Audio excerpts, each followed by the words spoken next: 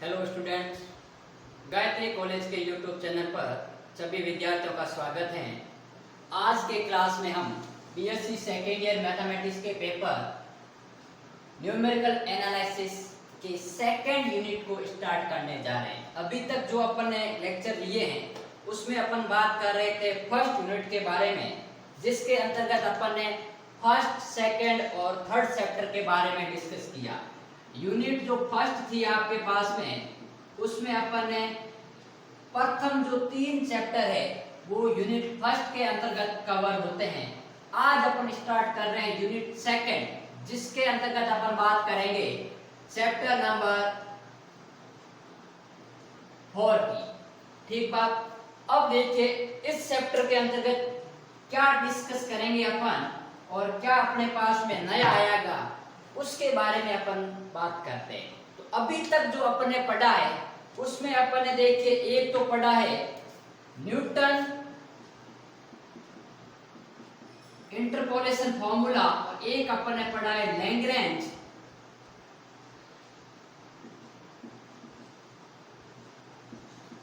Interpolation formula. ठीक है।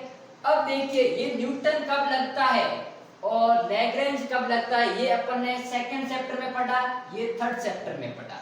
अपन ने बात की थी कि जो ये आपके पास में डेटा है x का, मान लीजिए आपके पास में x0, x1, x2, x3, x4 and x5 है। इसी के बेस पर डिपेंड करता है कि अपन कब न्यूटन लगाते थे और कब लैग्रेंज लगाते थे और कब अपन सेंट्रल डिफरेंस लगाएंगे। तो शुरुआत में अपन ने बात की थी 2 प्रकार के इंटरवल को लेकर। पहले बात की थी अपन ने इक्वल इंटरवल को लेकर, जिसमें अपन ने न्यूटन के फॉर्मूले अप्लाई किए थे, और लैग्रेंज था जो कि आपके पास में इक्वल एंड अनइक्वल बोथ के लिए अप्लाई होता था। अर्थात ये जो इंटरवल है इनके बीच का जो डिफरेंस है वो इक्वल होगा तब अपन न्यूटन अप्लाई करते थे, और जब अनइक्वल होता था तब लैग्रेंज या फिर अपन बात करते थे न्यूटन डिवाइडेड डिफरेंस फॉर्मूला। अब देखिए जब अपन कहते थे कि जो अपने पास में अज्ञात मान है किसका, आर्गुमेंट का, अर्थात जो आपके पास में x की वैल्यूज थी वो यदि प्रारंभिक जो आर्गुमेंट है अर्थात जो ऊपर की वैल्यू है उसके यदि आपके पास में नियर आता है तो अपन क्या करते थे, न्यूटन फॉर्मूला लगाते थे। कौन सा, फॉरवर्ड। ठीक बात। और यदि जो अज्ञात मान है वो आपके पास में अंतिम के मान के समीप होता है, आपके पास में देखिए लास्ट से आपके पास में नियर होता है, तो अपन यूज करते थे न्यूटन बैकवर्ड। ठीक बात। और जब अनइक्वल इंटरवल की बात की थी तब अपन ने कहा था कि लैग्रेंज या न्यूटन डिवाइडेड डिफरेंस अप्लाई कर सकते हैं।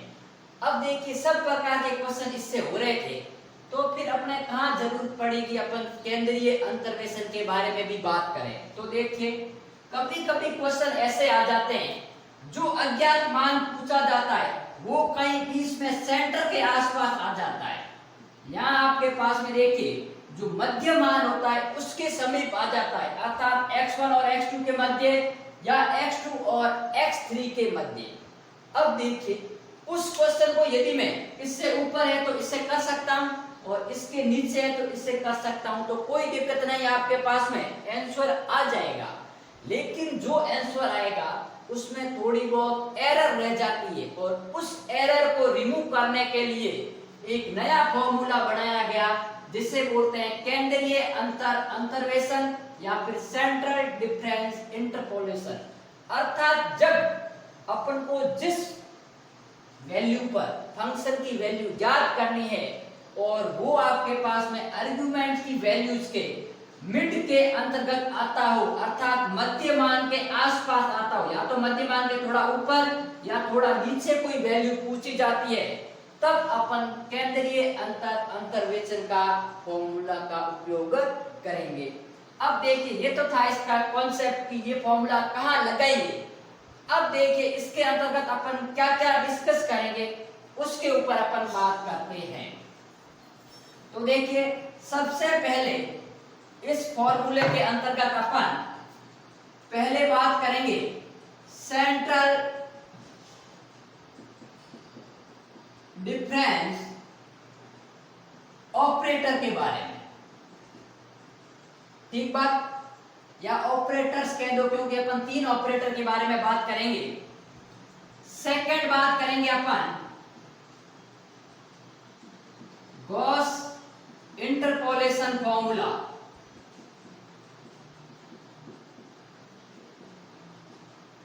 और फिर अपन बात करेंगे स्टर्लिंग इंटरपोलेशन फॉर्मूला, और उसके बाद में अपन बात करेंगे बेसल्स इंटरपोलेशन फॉर्मूला। अब देखिए इन 4 टर्म्स पर अपन इस चैप्टर के अंतर्गत डिस्कस करेंगे। मैं अपन टॉपिक वाइज डिस्कस करेंगे। सबसे पहले सेंट्रल डिफरेंस ऑपरेटर को लेंगे और वो ऑपरेटर का यूज करते हुए अपन इन तीनों फॉर्मूलों को डिराइव करेंगे और इनके ऊपर बेस्ड न्यूमेरिकल प्रॉब्लम को करेंगे। तो देखिए सबसे पहले अपन आज इसके ऊपर डिस्कस करते हैं। जैसे जैसे अपन आगे बढ़ेंगे तो अपन इसके बारे में डीपली डिस्कस करते जाएंगे।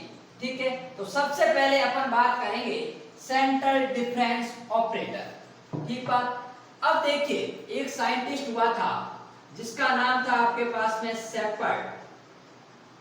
ठीक है, इसने आपके पास में 2 ऑपरेटर परिभाषित किए थे।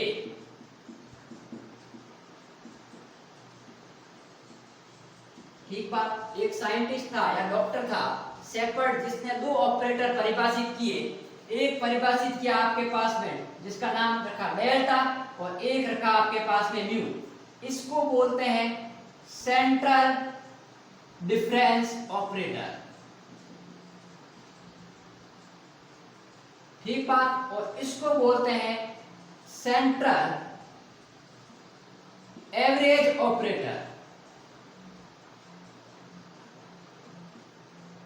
इसको बोलते हैं आपके पास में औसत संकारक और इसको बोलते हैं केंद्रीय अंतर संकारक। इसके अलावा एक और ऑपरेटर भी आया था जिसको अपन ने कहा था सिग्मा अर्थात सेंट्रल सम ऑपरेटर, केंद्रीय योग संकारक। और ये जो ऑपरेटर है ये आपके पास में जो सेंट्रल डिफरेंस ऑपरेटर है इसका विलोम है अर्थात प्रतिलोम, या जिसको अपन कह सकते हैं इनवर्स है।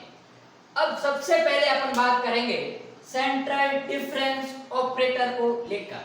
ठीक बात, तो देखिए सबसे पहले अपन बात करते हैं केंद्रीय अंतर्वेशन या अंतर संकारक, जिसको इंग्लिश में मैंने वहां लिख रखा है, क्या बोलते हैं सेंट्रल डिफरेंस ऑपरेटर, या फिर अपन मैं इसके कोष्टक ले लेता हूं डेल या डेल्टा। ठीक है, अब देखिए इसका जो वैल्यू है या ये जो परिभाषित है वो कुछ इस प्रकार किया जाता है। यदि कोई एक फंक्शन अपन बात करें तो देखिए delta F of x, F कोई फंक्शन है उस पर मैं ऑपरेट करवा रहा हूं सेंट्रल डिफरेंस ऑपरेटर, तो क्या परिवर्तन आएगा देखिए F of x plus H by two minus f of x minus H by two. ये क्या है, इंटरवल है, डिफरेंस है। ठीक है, अब देखिए अपन ने फॉरवर्ड डिफरेंस के अंतर्गत ये पढ़ा था कि डेल्टा एफ ऑफ एक्स होता है वो F of x plus H minus f of x होता है।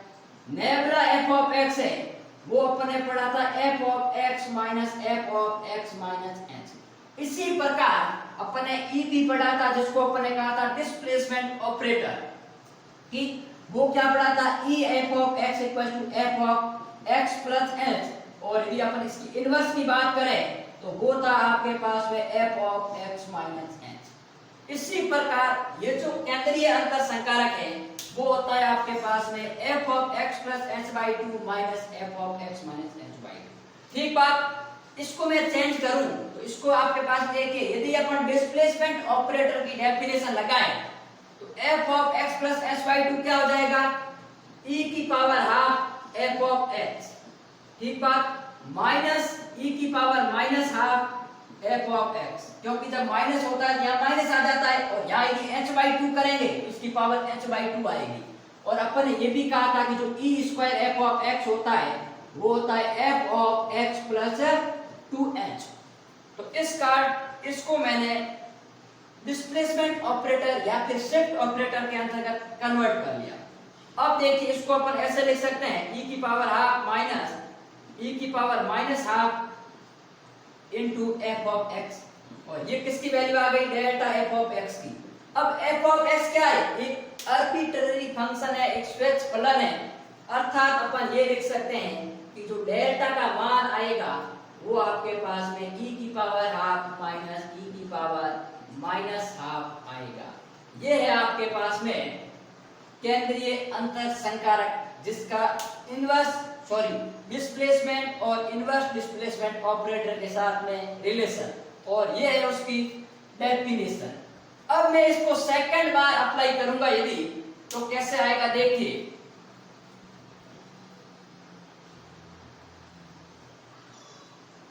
तो देखिए आपके पास में ये कहलाता है फर्स्ट सेंट्रल डिफरेंस। ध्यान रखना, इसको अपन बोलते हैं फर्स्ट सेंट्रल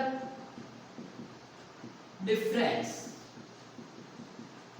अब अपन बात करते हैं सेकंड सेंट्रल डिफरेंस की, तो वो होता है delta square F of x. इसको मैं क्या लिख सकता हूं, delta into delta F of x लिख सकता हूं, ठीक बात। अब देखिए ये डेल्टा एफ ऑफ एक्स की वैल्यू क्या आई, ये वैल्यू है, तो ये वैल्यू आपके पास आ जाएगी F of x plus h by 2 minus f of x minus h by 2, ठीक बात। अब मैं इसको वापस अप्लाई करूंगा तो ये हो जाएगा delta F of x plus h by 2 minus delta F of x minus h by 2। अब देखिए यहाँ पर अपन एफ ऑफ एक्स के अंतर्गत अपन ने ऑपरेट करवाया था, यहाँ F of x plus h by 2 ये पूरा फंक्शन वेरिएबल है। तो मैं क्या करूंगा, इसको देखिए f of x plus h by 2 और प्लस h बाई 2, ये तो एज इट इज रहेगा ही रहेगा, इसके साथ में h बाई 2 का एडिशन हो रहा है, तो यहाँ पर भी h बाई 2 का addition, minus f of x plus h by 2 minus h by 2, ठीक बात। ये तो आ गया इसकी वैल्यू। अब अपन बात करते हैं इसकी वैल्यू, तो सबसे पहले f of x minus h by 2 as it is plus h by 2 minus f of x minus h by 2 minus h by 2, ठीक है। तो ये वैल्यू आ गई, मैंने कुछ भी नहीं किया है, वापस इस डेफिनेशन का यूज करते हुए ये लिखा है, ठीक है। अब देखिए h by 2 plus h by 2 F of x plus h minus ये कैंसिल आउट और ये भी आपके पास में कैंसिल आउट, तो minus f of x minus f of x minus 2 F of x और minus minus plus F of x minus h, तो ये हो गया आपके पास में delta square F of x। इस प्रकार अपन जो इसका थर्ड, ये क्या है, सेकेंड सेंट्रल डिफरेंस है, इसी प्रकार थर्ड डिफरेंस भी निकाल सकते हैं। और यदि अपन n तक बात करें कि डेल्टा की power n f of x, वो होता है डेल्टा की power n minus 1 f of x plus h by 2 minus delta की power n into f of x minus h by 2। तो ये आपके पास में इसका जनरल इंटरप्रिटेशन हो गया, ठीक है।